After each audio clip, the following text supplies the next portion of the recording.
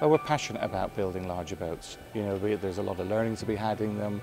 They're fascinating. They bring new technology to us, which the rest of the fleet will benefit from.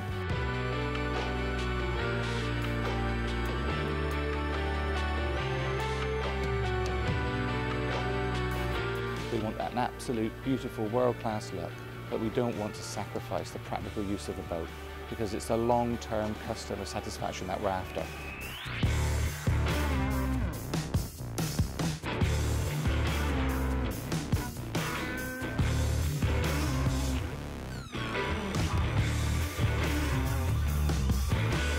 Well, the boat's been in build for about a year. We've been in the development process for about 6 months before that. If you think of just the assembly hours, I think that we've put about 40,000 hours into this boat. In the last month or two, we've had almost 80 to 100 people working on it on a daily basis.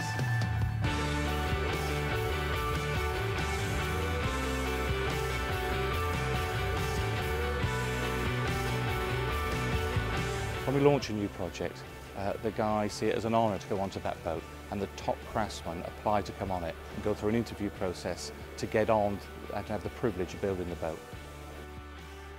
The build-up to launch of the boat was fantastic. We were running at that point in time with about 100 men on it, double shifting it. The boat was coming together on a daily basis. You could see massive improvement. And at the end of a boat, it starts to blossom, because actually most of the work is underneath the skin. So everybody sees the beautiful skin, but most of the hours is actually underneath that skin. So the last thing that comes on is the finishing touches. Just before launch, she actually blossomed into what she is today. And when we launched her, it was absolutely fantastic. And you know, we had all the crew there watching that process and enjoying the honour of seeing it launched. We thought, how could we create a world-class launch? And we were fortunate that at the London Boat Show, they were opening a new hall. We'd started negotiations with them to actually launch the boat inside. And this boat is the biggest boat that will ever be exhibited at XL by weight. The last leg of the journey with our crew on board was up through Tower Bridge, up the Thames to the flood barrier. Unfortunately, there was a blizzard at the time. The boat was one of a fleet of boats coming in with very, very poor visibility. But the excitement of getting here was absolutely fantastic.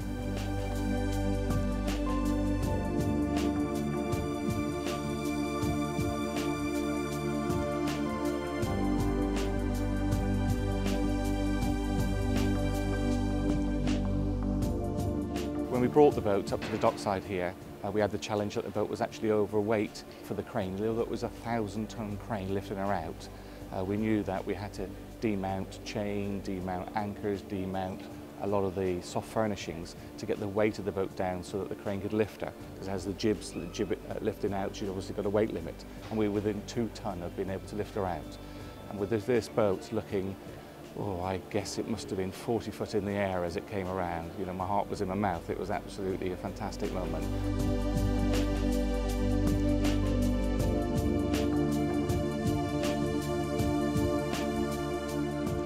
Well, the logistics of getting her here obviously included all the weight calculations, how we were going to put her onto a very special transporting trailer.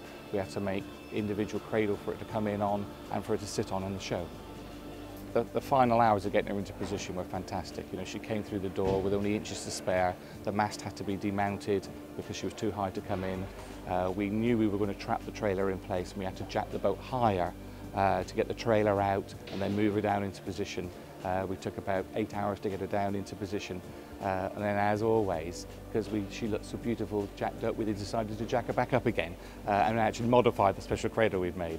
But she's in position and she looks absolutely glorious.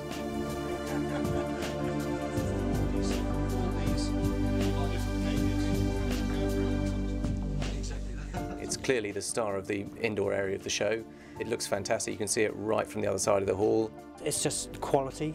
It's a very saleable product in an international market. There's some really seriously sensible layout options that will appeal, I think, to a lot of customers. So all in all, I think it's a terrific achievement.